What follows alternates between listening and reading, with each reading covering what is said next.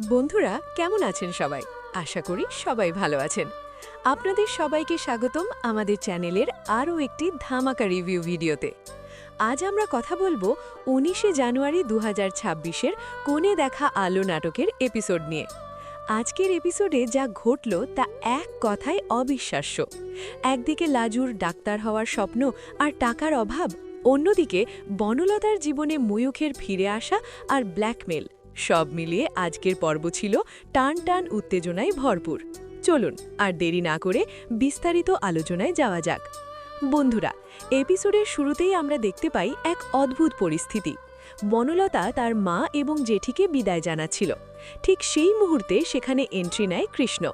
বনলতার বুকের ভেতরটা তখন ধরফর করছিল, কারণ একটু আগেই তারা সবাই মিলে ময়ূককে নিয়ে আলোচনা করছিল। বনলতা ভয়ে সিটিয়েছিল, কৃষ্ণ কি সব শুনে ফেলল? বনলতা ভাবছিল এই বুঝি কৃষ্ণ প্রশ্ন করে বসবে, তোমরা কার কথা বলছিলে? কিন্তু না, আমাদের কৃষ্ণ তো আর ওসব কুটিল চিন্তার মানুষ নয়। সে এসবের কিছুই শোনেনি বা ভাবেওনি। সেই কেবল সৌজন্যবশত বনলতার মা ও জেঠিকে বিদায় জানাতে এসেছিল। বনলতা হাফ ছেড়ে বাঁচে। তারা চলে যাওয়ার পর দৃশ্যপট পাল্টে যায়। বনলতা আর কৃষ্ণ রুমে আসে, কিন্তু কৃষ্ণের মন পড়ে আছে অন্য কোথাও। তার আদরের বোন লাজুর রেজাল্ট কি বেরিয়েছে? মার্কশিট কি আনতে পারল? কৃষ্ণের মনে হাজারো প্রশ্ন। সে মনে মনে লাজুর কথাই ভাবছিল। এরপরে ক্যামেরা চলে যায় লাজু আর সুদেবের দিকে। আহা, কি মিষ্টি একটা দৃশ্য! লাজু তার মার্কশিট হাতে নিয়ে দেখছে কোন সাবজেক্টে কত নম্বর পেয়েছে। তার চোখে মুখে আনন্দের ঝিলিক। আর সুদেবের আনন্দ তো লাজুর চেয়েও বেশি। সুদেব লাজুকে বলে, জানিস লাজু, যখন স্কুলে তোর মার্কশিট আনতে গেলাম, গর্বে আমার বুকটা 10 হাত ফুলে গিয়েছিল। আমি শুধু মার্কশিট পকেটে করে আনিনি, সারা গ্রামের মানুষকে দেখাতে দেখাতে এনেছি। সবাই আমাকে কত খাতির করল।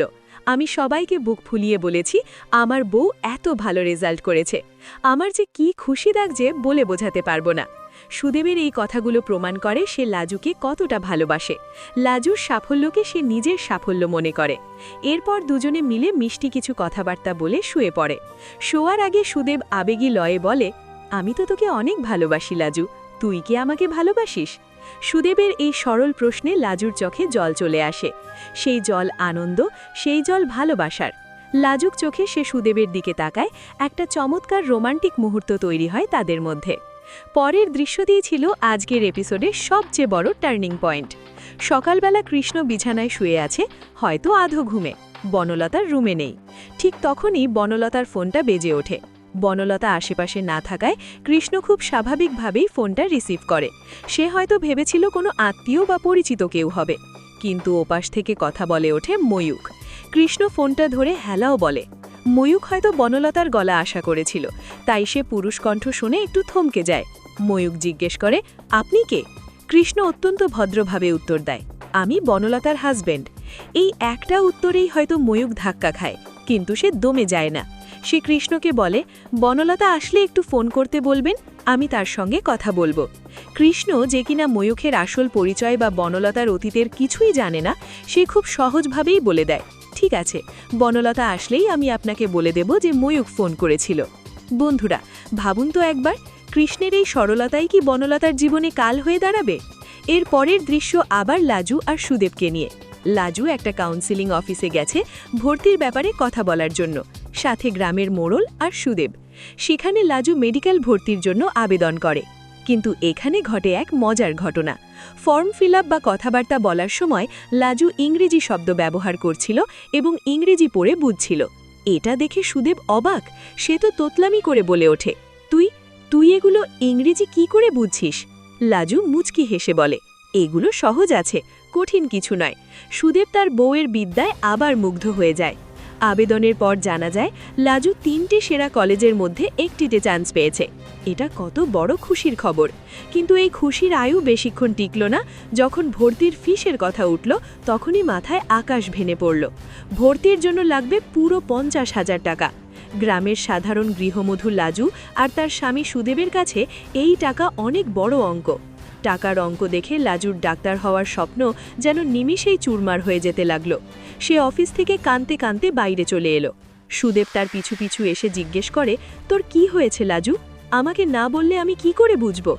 লাজু কিছুতেই বলতে চায় না। সে জানে এই টাকা জোগাড় করা সুদেবের পক্ষে কতটা অসম্ভব, কিন্তু সুদেব না ছোড়বান্ধা। সে বলে, তুই যদি না বলিস আমি করব কি করে? আর শোন, যত যা হোক তোকে ডাক্তার হতেই হবে। আমি সারা গ্রামের ঢোল পিটিয়ে বলেছি আমার বউ ডাক্তার হবে। এখন যদি তুই ডাক্তার না হস তাহলে তো আমার মান সম্মান থাকবে না, অনেক বড় সমস্যা হয়ে যাবে। অবশেষে লাজু কান্না জড়িত কণ্ঠে বলে, অনেক টাকা লাগবে গো, 50,000 টাকা লাগবে ভর্তি হতে। আমি এই টাকা কোথায় পাবো? কিভাবে ভর্তি হব? টাকার অঙ্ক শুনে সুদেবও কিছুক্ষণের জন্য স্তব্ধ হয়ে যায়। 50,000 টাকা! কিন্তু সে দমে যাওয়ার পাত্র নয়। সে তার বউকে সান্ত্বনা দিয়ে বলে, তুই একদম চিন্তা করিস না, টাকার ব্যবস্থা কোনো না কোনোভাবে হয়ে যাবে। আমাকে একটু ভাবতে দে কি করা যায়। সুদেবের এই সাপোর্ট সত্যি প্রশংসনীয়। এবার আসি বনলতার সেই টেনশনের দৃশ্যে। কৃষ্ণ অফিসের জন্য বেরোচ্ছে, পথে বনলতার সাথে দেখা। বনলতা কৃষ্ণকে সাবধানে যাওয়ার কথা বলে। তখনই কৃষ্ণের মনে পড়ে ময়ূখের ফোনের কথা। সে খুব স্বাভাবিকভাবেই বনলতাকে বলে, ও হ্যাঁ, তোমাকে বলতে ভুলে গিয়েছি, ময়ূখ নামের একজন ফোন করেছিল, তোমাকে কল করতে বলেছে। কৃষ্ণের মুখে ময়ূখ নামটা শুনে বনলতার পায়ের তলা থেকে মাটি সরে যায়। সে পুরোপুরি হতভম্ব হয়ে যায়। তার বুকের ভেতরটা শুকিয়ে যায়। কৃষ্ণ চলে যাওয়ার পর সে দ্রুত রুমে গিয়ে ময়ূখকে কল করে। ফোন ধরেই সে ফেটে পড়ে, তোমার এত বড় সাহস! আমি তোমাকে ব্লক করে দিয়েছি, তারপরেও তুমি আমাকে কেন কল করছো? আমার সাথে তোমার কোনো কথা নেই, তুমি আমাকে কখনো কল করবে না। বনলতা পুরনো কথা মনে করিয়ে দিয়ে বলে, তোমার জন্য আমি বিয়ের আসর পর্যন্ত পালিয়ে দিয়েছিলাম, কিন্তু তুমি আমাকে অ্যাকসেপ্ট করনি, উল্টে আমাকে বাজে কথা শুনিয়ে তাড়িয়ে দিয়েছিলে। এখন তুমি আমাকে কল করছো কেন? আমার বিয়ে হয়ে গেছে, আমার বর আছে, তুমি আমাকে আর বিরক্ত করতে পারো না। কিন্তু ময়ূখ আজ অন্য রূপে। সে বনলতার সাথে দেখা করতে চায়। সে হয়তো কোনো নতুন ফোন দিয়ে এঁটেছে। বনলতা যখন দেখা করতে অস্বীকার করে তখন ময়ূখ তার আসল রূপ দেখায়। সে সোজা হুমকি দেয়, তুমি যদি আমার সাথে দেখা না করো তাহলে কিন্তু আমি কৃষ্ণকে সব সত্যি কথা বলে দেব। তোমার আর আমার অতীতের সব কথা কৃষ্ণ জেনে যাবে। বনলতা ভয়ে কেঁপে ওঠে। এমনিতেই কৃষ্ণের সাথে তার সম্পর্কটা খুব নড়বড়ে। একটা সুতোই ঝুলে আছে তাদের সংসার। এর মধ্যে যদি কৃষ্ণ ময়ূখের ব্যাপারে জানতে পারে তাহলে তো সব শেষ হয়ে যাবে। বনলতা ঘাবড়ে যায়। সে কি করবে এখন? ময়ূখের সাথে দেখা করবে নাকি কৃষ্ণকে সত্যিটা বলবে? এক কঠিন পরীক্ষার মুখে বনলতা। অন্যদিকে কৃষ্ণ অফিসে যাওয়ার পথে বা অফিসে পৌঁছে লাজুকে ফোন করার সিদ্ধান্ত নেয়। সে জানতে চায় তার বোন কোন কলেজে চান্স পেল, কাউন্সিলিং কেমন হলো। লাজু আর সুদেব তখন একসাথেই ছিল। লাজু ফোনটা দেখে বুঝতে পারে দাদা ফোন করেছে। সুদেব বলে, কথা বল তুই ওর সাথে। লাজু ফোন ধরে, কিন্তু সে টাকার সমস্যার কথাটা দাদাকে জানাতে চায় না। সে চায় না দাদা চিন্তা করুক বা দাদা ভাবুক যে তারা টাকার জন্য সমস্যায় পড়েছে। কৃষ্ণ যখন শোনে যে লাজু বলতে দেরি করছে, সে আদর করে লাজুকে বকতে শুরু করে, কিরে, কি খবর? দিবি তো? এত দেরি করছিস কেন? লাজু আমতা আমতা করে। তখন সুদেব ফোনটা নিয়ে কৃষ্ণকে বলে, আমার বউকে তুমি বকছো কেন? আমার বউ কিন্তু অনেক বড় একটা কলেজে চান্স পেয়েছে। এই খবর শুনে কৃষ্ণের মন আনন্দে ভরে যায়। সে কতটা খুশি হয় তা তার কথাতেই বোঝা যায়। সুদেব কথার তালে তালে টাকার অভাবের কথাটা কৃষ্ণকে প্রায় বলেই ফেলে, কিন্তু লাজু পাশ থেকে ইশারা করে বা বারণ করে তাকে থামিয়ে যায়। সুদেব লাজুর কথা মতো আর টাকার কথাটা আর বলে না। বন্ধুরা, আজকের এপিসোড এখানেই শেষ হয়, কিন্তু রেখে যায় অনেকগুলো প্রশ্ন। আগামী পর্বে কি হবে? 1. টাকার ব্যবস্থা। সুদেব কি পারবে 50,000 টাকা জোগাড় করতে? নাকি তাকে তার শেষ সম্বল জমি জমা বিক্রি করতে হবে? নাকি শেষ পর্যন্ত কৃষ্ণই এটা জানতে পারবে এবং টাকার ব্যবস্থা করে দেবে? আমার মনে হয় কৃষ্ণ কোনো না কোনোভাবে এটা জানতে পারবে এবং বোনের পাশে দাঁড়াবে। 2. বনলতা ও ময়ূখ। বনলতা কি ব্ল্যাকমেলে পা দিয়ে তার সাথে দেখা করতে যাবে?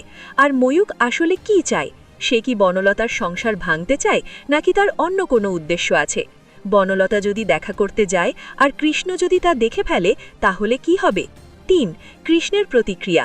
কৃষ্ণ কি কোনোদিন জানতে পারবে যে তার স্ত্রী তাকে লুকিয়ে তার প্রাক্তনের সাথে দেখা করছে? সব মিলিয়ে আগামী পর্বগুলো হতে চলেছে আরও বেশি রোমাঞ্চকর। লাজুর ডাক্তার হওয়ার লড়াই আর বনলতার সংসার বাঁচানোর লড়াই দুটোই এখন তুঙ্গে। আপনারা কি মনে করেন বনলতার কি উচিত এখনই কৃষ্ণকে সব খুলে বলা? আর সুদেব কি পারবে লাজুর স্বপ্ন পূরণ করতে? আপনাদের মতামত অবশ্যই কমেন্ট করে জানাবেন। আজকের রিভিউ এই পর্যন্তই। ভিডিওটি ভালো লাগলে লাইক করবেন এবং বন্ধুদের সাথে শেয়ার করবেন। আর হ্যাঁ, আমাদের চ্যানেলটি সাবস্ক্রাইব করতে ভুলবেন না, যাতে পরবর্তী পর্বের ধামাকা রিভিউ মিস না করেন। সবাই ভালো থাকবেন, সুস্থ থাকবেন। ধন্যবাদ।